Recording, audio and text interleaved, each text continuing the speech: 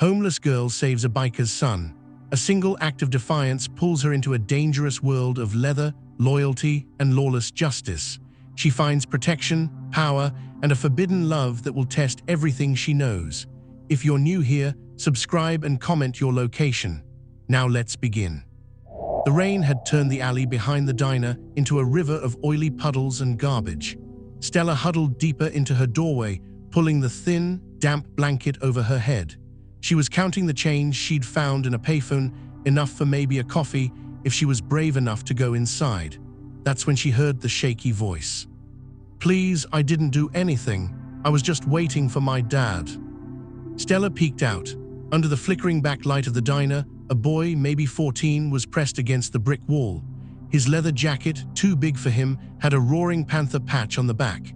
In front of him was a cop, a big man with a thick mustache and a mean smile. He wasn't wearing his hat, and his nameplate said Officer BINNER. "Sure you didn't, kid?" Brenner's voice was like gravel.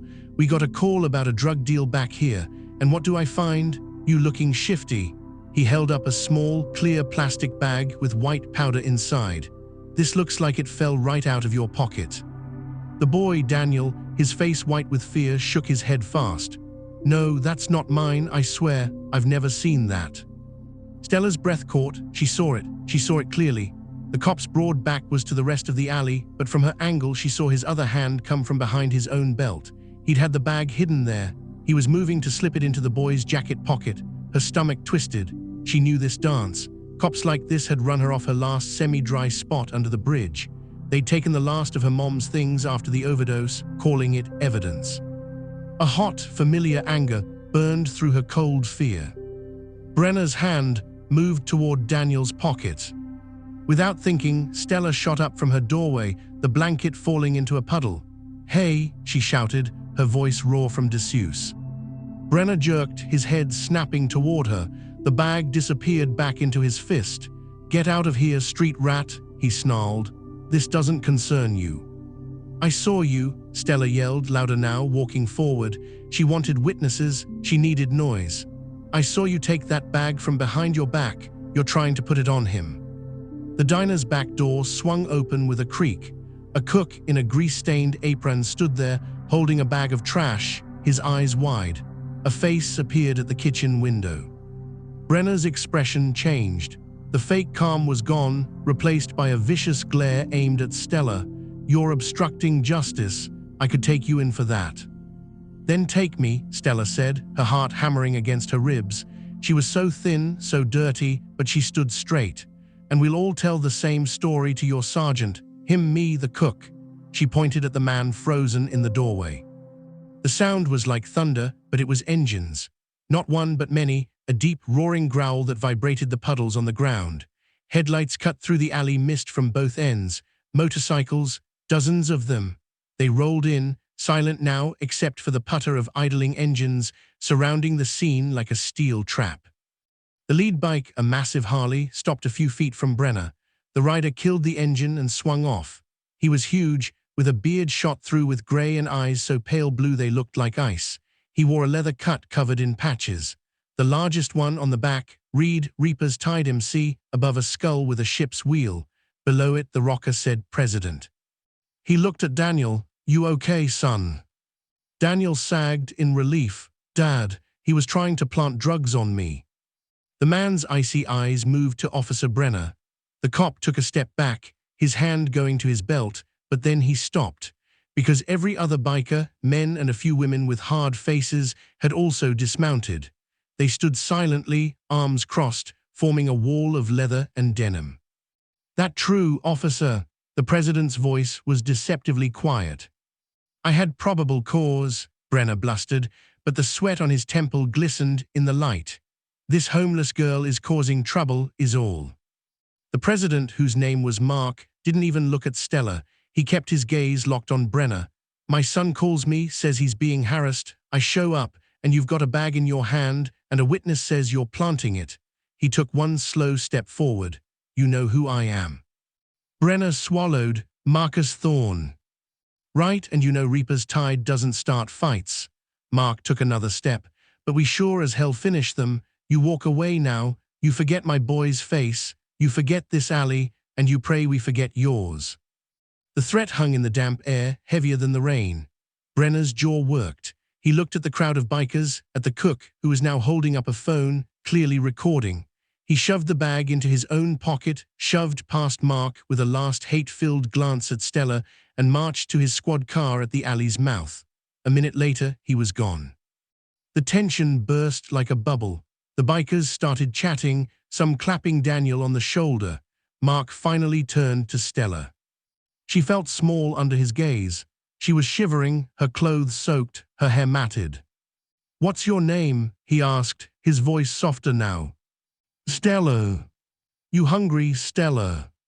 She just nodded, too tired and wired to speak. He pointed a thick finger toward his bike. "Get on, we'll get you a meal, it's the least we can do." She hesitated. Getting on the back of a stranger's motorcycle, a biker president's no less, was insane. But the smell of food from the diner was overwhelming, and the doorway behind her was cold and wet. She climbed on, holding onto the back of the seat, careful not to touch him. The clubhouse of the Reaper's Tide was not a dark, scary basement. It was a converted warehouse by the docks, big and loud and full of light. Music played, pool balls cracked, and laughter echoed. Stella sat at the end of the long bar, wolfing down a plate of fries and a burger, trying to be invisible. She cleaned up a little in the bathroom, but she still looked like what she was, a street kid. Mark sat on a stool next to her, nursing a beer. "You got family, Stella?" "No." "How old are you?" 19. It was almost true. She was 18 and a half. "How long on the street?" She shrugged, stuffing another fry in her mouth. "A while." Daniel came over, holding a soda. "Thank you," he said, earnest. "He would have arrested me. My dad would have had to do stuff to fix it. It would have been bad." Stella just nodded. Mark watched her. He saw the intelligence in her eyes, the wariness, the stubborn set of her jaw. He saw something else, too, a survivor like him. "You need a place to stay?" he asked, casual, like he was offering a stick of gum. Stella froze, a fry halfway to her mouth. "What?" "We got rooms upstairs, empty ones, clean. You can lock the door from the inside." He took a sip of his beer. "You did a solid for my club today, for my family. Reaper's Tide pays its debts." "I don't want charity," she mumbled, but her heart was aching at the thought of a real bed, a locked door. "It's not charity, it's a business arrangement. You get a room. In return, you make yourself useful, help Lucy in the kitchen, sweep the floors, keep an eye on Daniel sometimes. God knows he needs a minder." He grinned at his son, who rolled his eyes. "Think about it." He slid a key across the bar to her. It was for room 7. Stella stared at it. This was crazy, dangerous, but the rain was starting to tap on the warehouse roof, and the memory of her wet blanket was fresh. Her fingers closed around the cold metal. "Okay," she whispered. The first week was a blur of strange comfort. Lucy, the club's matriarch and head cook, was a woman in her 50s with tattoos on her arms and a heart of gold. She didn't ask questions. She just gave Stella clean clothes, showed her the industrial washer and dryer, and put her to work peeling potatoes. "Earn your keep, kid," Lucy said, but she always slipped an extra cookie onto Stella's plate. Stella saw how the club worked. It wasn't just a gang, it was a business. They ran a legit garage, a towing service, and a bar, but there were whispers too, quiet meetings in Mark's office, suitcases full of cash being carried in late at night, men who didn't look like bikers coming and going. She kept her head down. She wasn't stupid. She knew what MC stood for at this level. One afternoon, she was in the garage, bringing a sandwich to Paul, the head mechanic. She saw Mark leaning over a motorcycle engine with another man, a handsome, dangerous-looking man with dark hair and intense green eyes named James. James was the club's sergeant at arms. "The shipment from the coast is coming in Thursday night," James was saying, his voice low. "The dirty cops are taken care of. The new ones are more cooperative." Mark straightened, wiping grease from his hands. "Good. We can't have another Brenner situation. He's still a problem. He's been asking around about Stella." Stella froze behind a tool cabinet, her breath catching. James's face darkened. "He touches a hair on her head, he's fish food." I know, but we need to be smart. She's under our protection. That's final. Mark's tone left no room for argument. He turned and saw her then. Instead of anger, he gave her a slow, knowing smile. See something interesting, little bird. She stepped out, holding up the sandwich. For Paul. He walked toward her, and she felt that charge again, the one that made her skin feel too tight.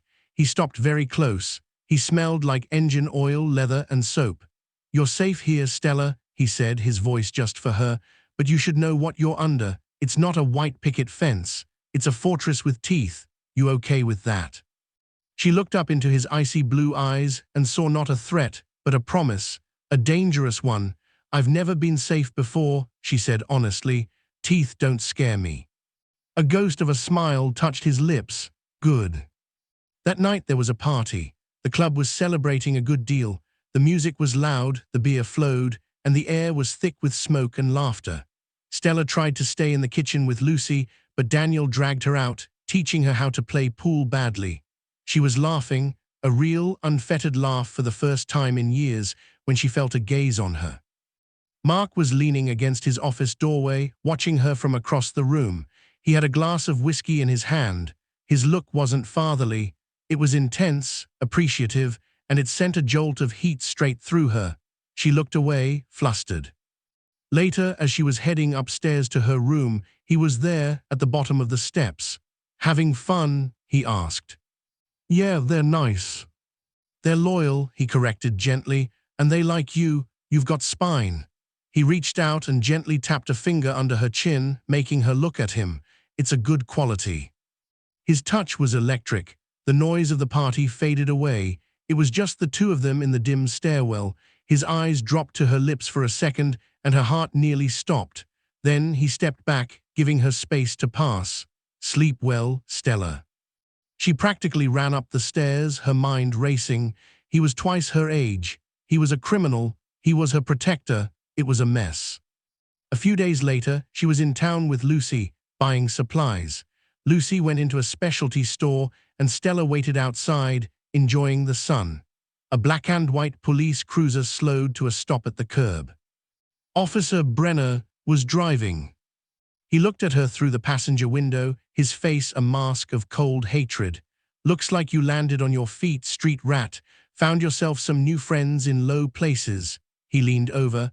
But leather isn't bulletproof, and alliances change. You tell Thorne he doesn't own this town, and I haven't forgotten. He drove off just as Lucy came out. Who was that? Lucy asked, her eyes sharp. No one, Stella said, but her hands were shaking. Back at the clubhouse, Stella went straight to Mark's office. She knocked and entered when he called. He was at his desk, James standing in front of it. They both looked up. Brenner, Stella said, her voice tight. He stopped me in town. He threatened me. He said to tell you you don't own this town. Mark's expression went from calm to deadly in an instant. The ice in his eyes seemed to freeze the room. He looked at James. That's it. He's crossed the line. James nodded, a grim smile on his face. I'll handle the details. No, Mark said, standing up. He came around the desk and stopped in front of Stella. This is personal. He threatened one of ours. A direct message needs to be sent. He put a hand on her shoulder. It was heavy, warm, solid. You stay here in the clubhouse. Don't go out alone until I say so. Understand? She nodded, mesmerized by the raw power radiating from him. This wasn't just a biker. This was a king defending his territory, and for some insane reason, he decided she was part of it. That evening, the clubhouse was quieter than usual. A core group of members, the inner circle, was preparing to leave. They wore their cuts, their faces serious. Mark came downstairs dressed entirely in black leather. He saw Stella watching from the balcony above and gave her a single, slow nod. They rode out, the sound of their engines a rolling thunder of intent. She waited for hours, sitting with Lucy, who tried to distract her with stories of the club's early days. It was past midnight when the engines returned. The men filed back in. Some had bruised knuckles. All had a look of cold satisfaction. Mark walked in last. His eyes found Stella immediately. He walked over to her, the crowd parting for him. He didn't say a word. He just cupped her face in his two large, rough hands, his thumbs brushing her cheeks. He searched her eyes, then leaned in and pressed a firm, heated kiss to her forehead. It wasn't a romantic kiss. It was a claiming, a promise, a stamp. "It's done," he said, his voice a low rumble only she could hear. "He won't bother you again, ever." The room was silent, everyone watching. This was a public declaration. Stella wasn't just a stray they'd taken in. Mark Thorne had just shown everyone she was under his personal protection. She was part of the tide. Weeks turned into a month. Stella blossomed. With regular food, safety, and purpose, she filled out. The haunted look left her eyes. She laughed more. She even started working part-time at the legit garage, answering phones, her quick mind impressing everyone. Her chemistry with Mark was a constant, charged undercurrent, lingering looks in the hallway, his hand on the small of her back, getting her through a crowd, the way he'd bring her a hot chocolate without her asking after a long day. It was a slow, delicious burn. One night the club had a bonfire on the beach behind the warehouse. Daniel was off with friends. Members were drinking, talking. Stella sat on a log, watching the flames. Mark sat down beside her, his shoulder brushing hers. "You look good here," he said, staring into the fire. By the water, it suits you." "It beats a damp doorway," she said softly. He turned to look at her. The firelight danced in his eyes. "I'm not a good man, Stella. I've done things. I'll do more things to keep what's mine." "I know. I'm too old for you. That's my choice." He reached out, tucking a strand of hair behind her ear, his fingers trailing down her jaw. "This life, it's not giving up an empire. It's holding it. It's dirty and it's hard and it's forever. You understand that?" She understood. He was offering her a place in his world, not as a charity case, but as something more. She leaned into his touch. "I understand." He closed the distance. His lips met hers and the world exploded. The kiss was everything she'd imagined, possessive, heated, demanding, but underneath it all, there was a terrifying tenderness. It was the kiss of a man who'd spent his life building walls, finally letting someone in. She kissed him back, pouring all her fear, her hope, her newfound strength into it. When they finally pulled apart, breathing heavily, the sounds of the party came back, but they were in their own bubble. "Your room or mine?" he asked, his voice husky. She smiled, a real, bold smile. "Mine, it has a lock." He stood, pulling her up with him. They walked back toward the clubhouse, hand in hand, not hiding from anyone. The message was clear. Later, in the dark of her small room, with the sounds of the harbor drifting through the window, he traced the scars on her arms, the ones from life on the street. "No one will ever hurt you again," he vowed, his lips against her skin. "You're mine now, and I protect what's mine." Stella believed him. For the first time since her mother died, she felt truly, fiercely safe. She had traded a cold, lonely freedom for a gilded, dangerous cage. But as he held her, as she listened to the steady beat of his heart, she knew she wouldn't trade it back for anything in the world. She had saved a biker's son, and in return she had been saved by the biker king. And her new life, complicated, thrilling, and full of love, was just beginning. But outside the fortress, old enemies licked their wounds, and in the world of the Reaper's tide, peace was never permanent. The real change, the storm that would test everything, was still on the horizon. The morning after the bonfire, everything was different, and yet completely the same. Stella woke up alone in her bed, the smell of Mark's leather and his spicy soap on her pillow. For a panic second, she thought she'd dreamed it. But then she saw the single red rose on her bedside table, still wet with dew, and a note in messy handwriting. "Garage, 9 a.m., don't be late, M." A giddy, nervous laugh bubbled out of her. He was still the boss. She got ready, pulling on her clean jeans and a fresh t-shirt, feeling a new awareness of her own body, of the memory of his hands on her skin. The clubhouse was quiet, just Lucy clanging pans in the kitchen. "Morning, sunshine," Lucy sang out, a knowing glint in her eye. She slid a plate of eggs and bacon across the counter. "Eat, you'll need your strength."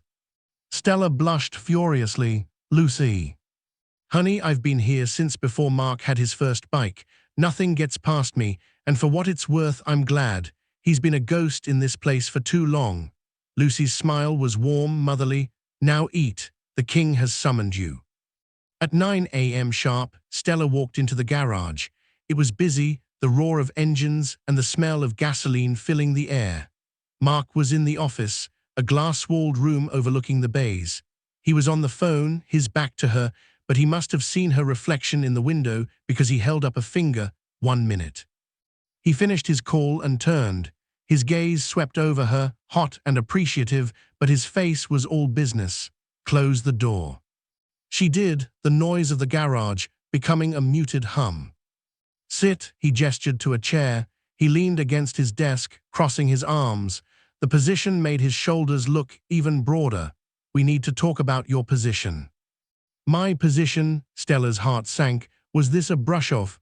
A thanks for last night, but this is work speech. "You're not just Lucy's helper anymore. You're smart. You've got a good head for numbers. Paul says you've already straightened out his parts inventory." He uncrossed his arms and picked up a folder, handing it to her. "This is the book for the towing service. It's a mess. The guy who was doing it was creatively accounting. I want you to fix it. Learn the legit side of our business, the real business." Stella opened the folder. It was full of invoices, receipts, spreadsheets.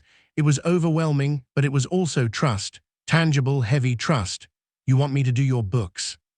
I want you to make sense of them. James will show you the ropes, the particularities of our cash flow." He gave her a look that said, "You know what I mean. This isn't a game, Stella. This is responsibility. You'll get a salary, a real one. You'll earn it." Tears pricked her eyes, but she blinked them back. This was better than flowers. This was a future. "Okay, I can do that." "I know you can." He pushed off the desk and walked over to her. He cupped her chin, his thumb stroking her lip. The shift from boss to lover was instant, electrifying. "But my office hours are over at 6. After that," he leaned down and kissed her, a deep, slow promise that made her toes curl. "You report directly to me." Life settled into a thrilling, dual rhythm. By day, she was Stella the bookkeeper, learning from the sharp, dangerous James, who turned out to be a financial wizard with a terrifying glare. He was patient with her in his own gruff way. "See this?" he'd say, pointing to a large, round number deposit. "That's from the bar, probably. This one here," pointing to a smaller, odd-numbered cash entry, "that's from the other bar. Don't ask questions about the other bar." By night, she was Stella, Mark's girl. It wasn't announced, but it wasn't hidden. They ate dinner together, often with Daniel, who seemed genuinely happy about it. They watched movies in his apartment above the clubhouse, a spacious place full of books and surprisingly good art. He was a voracious reader, a fact that stunned her. He'd catch her looking at his shelves and say, "What? You think a man who runs an empire can't enjoy a good spy novel?" And then he'd pull her into his lap, and the spy novel would be forgotten. The chemistry between them was a living thing. A charged look across a crowded room could make her breath catch. The simple act of him handing her a wrench in the garage, his fingers brushing hers, felt like a spark. It was intense, romantic, and deeply physical, a constant hum of attraction that was both safe and wildly dangerous. One afternoon, a month into her new role, James was called away. "Keep going through those supplier invoices," he told her. "Match them to the shipping manifests. Mark needs it done by tonight." Stella worked diligently in the quiet office. She found a discrepancy. A shipment of high-performance tires had been invoiced twice. It was a lot of money. She pulled the files, cross-referencing. It wasn't a mistake. The second invoice was a fake, the account number different. It was embezzlement. And the only other person who had access to these books was the previous bookkeeper, a weaselly man named Carl who'd been let go when Stella started. She waited until Mark returned from a meeting. She laid it out on his desk, her findings clear. Carl was skimming, probably for the last 6 months. He was smart about it, hiding it in the parts orders. Mark studied the papers, his face darkening. It wasn't about the money. It was about the betrayal, the weakness in his organization. He looked up at her, his icy eyes blazing. "You found this in one afternoon, what James missed for months." She nodded, suddenly nervous. "I just followed the numbers." He stood, came around the desk, and before she could react, he grabbed her and kissed her hard. It was a kiss of pure, fierce pride. "You are a goddamn treasure, Stella," he growled against her mouth. Then he let her go, his business face back on. "Don't mention this to anyone. not yet. That night the mood in the clubhouse was tense. Carl was brought in. He was sweating, pleading. Mark sat in his throne-like chair at the head of the main room, the club members forming a loose circle. Stella watched from the balcony, hidden in shadow. "You stole from the club, Carl," Mark said, his voice chillingly calm. "You stole from your brothers, you know the rules." "Mark, please, it was a mistake. I'll pay it back." "It wasn't a mistake, it was a choice." Mark nodded to James and Paul. They grabbed Carl by the arms. "You're out, you're never seen in this town again. Every cent is returned by the end of the week with 50% VIG. If you fail, or if I ever see your face, the consequences will be final." It was terrifying. It was justice, mafia style. Stella watched as the broken man was escorted out. She should have been scared, but all she felt was a fierce, protective pride for Mark. He wasn't cruel. He was decisive. He kept his empire strong so everyone under his protection could be safe. Later, in his bed, she traced the scars on his knuckles. What would have happened if he didn't pay? Mark caught her hand, kissed her palm. "You don't need to know the details. Just know that the rules are the rules for a reason. They keep the whole ship afloat." He pulled her closer. "And you saved us a lot more trouble, my little financial detective." Things were good, too good. The storm hit on a Thursday. Stella was in the office, finishing the quarterly taxes for the garage. Daniel burst in, his face pale. "Stella, it's Dad." He and James, they went to meet the new suppliers at the docks. There was an ambush. Cops are everywhere. Her blood ran cold. "Is he arrested?" "I don't know." The radio just crackled. Paul took a crew and raced out. The next 2 hours were the longest of Stella's life. She sat with Lucy and Daniel in the kitchen, jumping at every sound. Finally, the roar of returning engines. Mark walked in, flanked by James and Paul. Mark had a cut on his forehead, his leather jacket was torn, and he was radiating a fury so potent it filled the room. "Brenner," he spat the name like poison. "He's not a cop anymore, got fired after our talk. Now he's working security for the Black Dogs." The Black Dogs were a smaller, ruthless crew from the next city over, rivals who'd been trying to muscle in on Reaper's Tide territory for years. "He set us up, tipped off the cops about a fake drug shipment. He wanted us caught with product we didn't even have." "How did you get out?" Stella asked, her voice small. James grinned, a nasty, sharp thing. "We're not amateurs. We had our own lookouts, saw the cops coming a mile away. The meeting was clean, but they tried to box us in on the bridge, had to leave the bikes, go through the old drainage tunnel." He looked at Mark's torn jacket. Was a tight squeeze.